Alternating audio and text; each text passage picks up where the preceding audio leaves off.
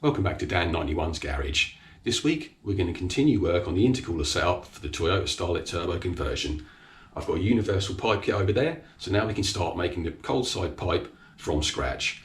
One more thing, if you guys have subscribed, thank you very much. I truly appreciate your support. If you guys haven't subscribed yet, I'd appreciate it if you would. All you've got to do is press the subscribe button and then hit the notification bell.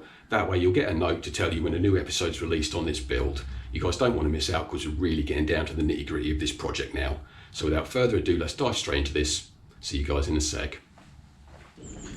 So this is the intercooler pipe kit I've bought. It's from a company called Gravity.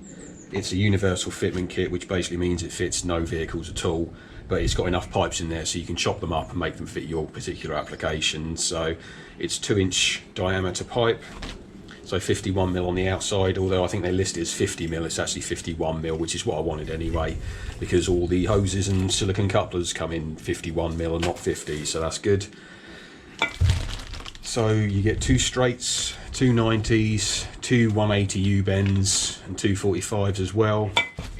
You also get enough sort of coupler rubbers to hold them together, although they're not the greatest of quality. They're only about 4mm wall with 3 ply of reinforcement on them, but you do get a set of the T-bolt clamps, which are a bit better, but again sometimes the thickness of them isn't great, and this is all quite bulky compared to a normal hose clamp, but we'll give them a go. They come with it anyway, so whatever. Can always sell them, I guess, if I don't want them. So I went with the 51mm stuff because at the end of the day the throttle body on the car is only 45mm diameter anyway, so it's not like we're going to gain a huge amount of flow. Plus these pipes at this size, they'll flow up to 300 horsepower's worth of air apparently, without any sort of restriction problems, so we're going to go with that. The good thing is as well, the smaller the pipes are, the easier it is to hide behind bumpers and stuff, and the smaller the holes you have to make in the bodywork to actually put these things through anything. So we're going to go with that. Again, I think it was 90 quid for this whole kit, and I went with the black coupler option, although I don't think there is another option anyway, so there we go. And yeah, it's not too bad. I've been through it. These have obviously been polished up afterwards. You can tell there's sort of polishing compound on them. One of the 180s I got had some pickup on the inside, and it was quite sort of, I don't know, there was sort of like splinters and stuff of metal that had been dragged where I guess it had been formed or manufactured, so I didn't fancy using that on the car, so I've actually used that as a play piece just to chop up and test. You're going to need to mess about with some pipes anyway. So obviously these come with a bead rolled on the end already, and that's obviously to stop the rubber hose blowing off once you clamp up behind it. So you clamp up behind that, and that is what stops the clamp slipping off this way when it pins the rubber hose to the outside of the surface there. But the thing is, some of the kits you buy don't have that on, which you think this is obviously an upgrade to that, but then you've got to realise that when you're fitting it to the car, because it's universal, you'll be cutting all of this down, you'll end up chopping off all the beads they've put on there, and you'll have to roll your own bead again. So I'll show you how to put the bead back on these as well when we get into that stage. So generally the quality is pretty good. These have obviously been polished up after they've been manufactured. They did have some polishing compound on them and in them, so it's obviously very important to check down the tubes and stuff as well, because I found at the bottom of one of these bends there was 2 giant clods of like polishing liquid compound that had solidified right on the bottom of the bend. So these are once I've finished buggering about with all this stuff, I'm definitely going to give them a wash out just to make sure there's no crap in there. But again, we'll be cutting them and there'll be swarf and dust and sawdust and, well, metal shavings going up them, so that's definitely going to need a clean out anyway. So that's the kit I've got. So if we move back round to the front of the car, the intercooler's back on now with all the proper brackets, and we can start looking at our piping. So the intercooler's in place. We need a hole for the pipework to go through the splash guard in the wheel arch, so we'll cut to some footage of me now just sending it with a hole saw basically. And somewhere in here, I think.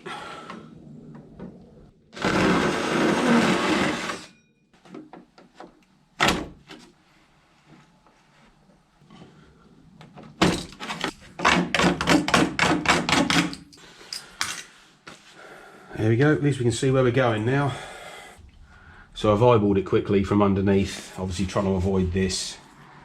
But with the curve of the bumper coming around so tight to this, we're going to want to shove the pipe over as far as possible, I think. and get it to rest in here, which is why I had to drill through the front that way. So ideally we'll get this in as tight as we can here, as far back as we need to, before we go round and up and into the engine bay. So the other option is to obviously take all of this off and then put it back on afterwards, but I'm pretty sure we're in the right place. If not, it's not going to hurt anything anyway. Okay, so this is obviously a 54mm outlet, or 2 1/8 inch, and this is a 2-inch pipe. Initially the idea was to use one of the 180s, but unfortunately the centerline radius isn't big enough. I could have bought they do ones which are a deeper between the pipes, or like I say, with a larger centerline radius, makes the legs further apart. But again, I bought a universal kit to use the universal kit, not to then basically supplement it with a whole bunch of other bends that would have taken weeks to get here. And admittedly, if I'd have gone with an individual pipe, sort of picked off of eBay rather than a kit, it would have possibly fitted better. But the thing is, it would have cost at least twice as much, I think, when I costed it up. And really, there's nothing really wrong with these universal pipes, so we're going to go with that. So our practice pipe here didn't quite work out, so that's why we're not using a 180 here, but we are going to go with a 90 instead. So I've got a silicone hose reducer that goes from 54 to 51, and we're going to have to chop that down because it's actually too long and sticks way past here, so we'll cut that down. So we've got a 2-inch 90 degree here, and obviously, as I said, it's too long for everything, so it's too long that way and too long this way. So first things first, I think I'll cut down my silicone hose so I know where that is.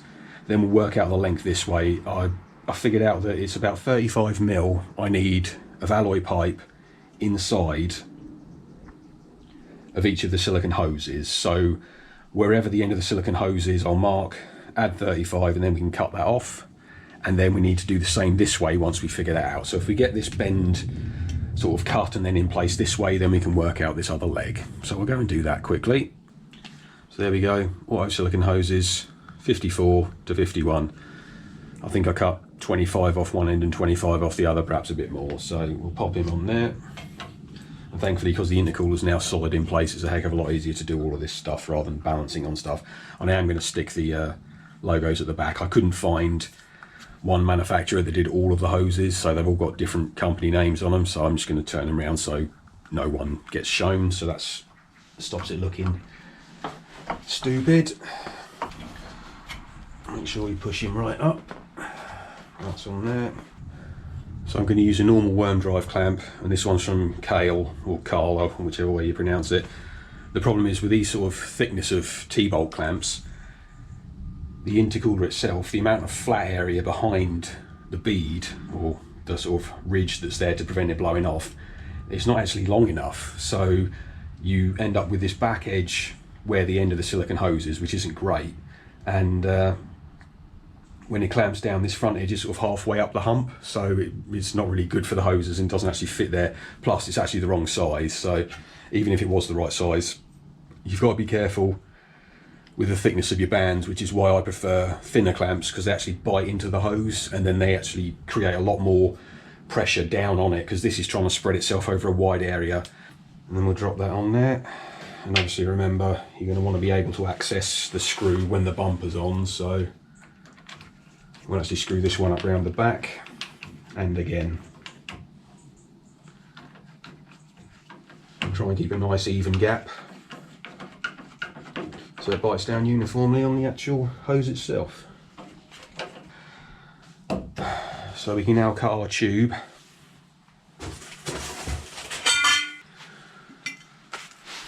So now we'll have a quick measure up with the 90. So if we drop him in that way and just slide it over about as far as we want, I guess we'll want it.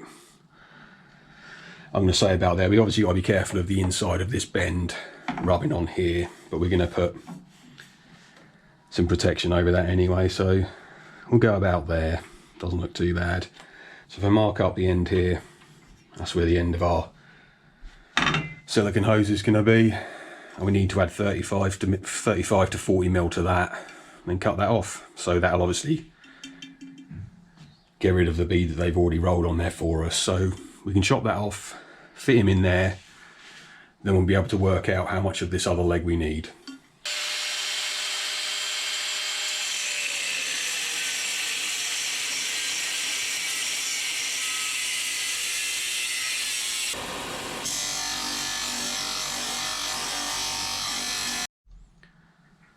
So I think that's where we've got to cut it. I'm going to give myself an extra 30 odd mil so I can shorten it up if I need to, because I can't really put it back on this.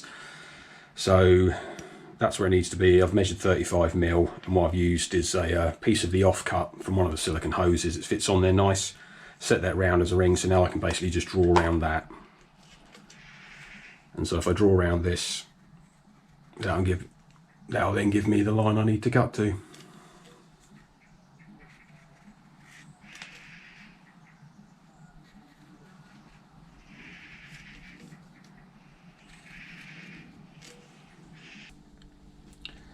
So that's the cold side, aluminium pipe, 90 degree, all shortened up on both the legs. Now obviously we're going to need a 90 degree silicone hose that will turn us the extra 90 degrees we need to follow back round behind the radiator before we go up and then head towards the throttle body. So this is an auto silicone hoses number, and it's 51 mil. It's got 4 ply for the reinforcement, and it's a good 5.5 mil thick on the wall. These ones are a nice, good quality hose, certainly from the visual inspection, very happy with them. So what we'll do is we'll just slip this on, we'll put it up to the 35 mil mark, so now we know they're at least at some point on there, and then we're just going to try this back on the car, see where this ends up, and then we'll be able to work out how much we need to trim off it.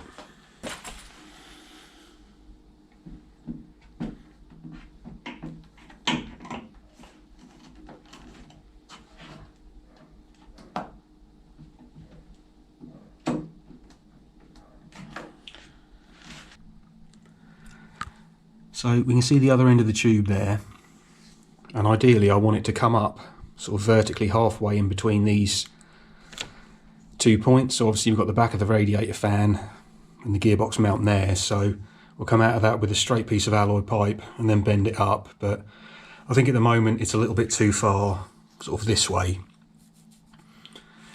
So what I'll do is I'll shove it on the pipe a bit more. So if I push it up the alloy pipe a bit more, we'll be able to see where we roughly get to.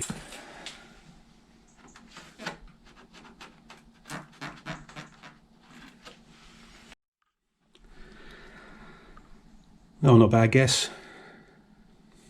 Perhaps a little bit further back the other way. Let's have a little tweak in that. So yeah, somewhere about that length I reckon. We'll bring that through nicely in between those 2 points. So I'll go and chop the silicone hose up, and we'll go from there.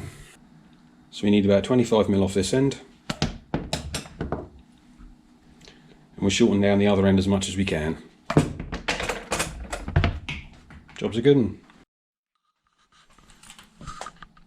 Back in he is. So yeah, by the time we put a straight pipe off there, I think we're about sort of 30 mil clear of this bolt, which is what it's next to. So there's a good sort of 1.25 inches or 30 mil clear to that. So there we go, we're rounding in. So I'm still waiting for a bit of pipe work to turn up for the throttle body end. Obviously the universal kit didn't have anything that was this size because it's like 55 mil for the throttle body. So I'm waiting for those pipes to come in. So now we've got a cold side and a hot side pipe. I think we'll start looking at the bumper for clearance just to make sure we're going to get around this area before we go too much further. So as always, my name's Dan. This is Dan91's Garage. Thanks as always guys for watching. Don't forget to like and subscribe, and I'll see you guys next week.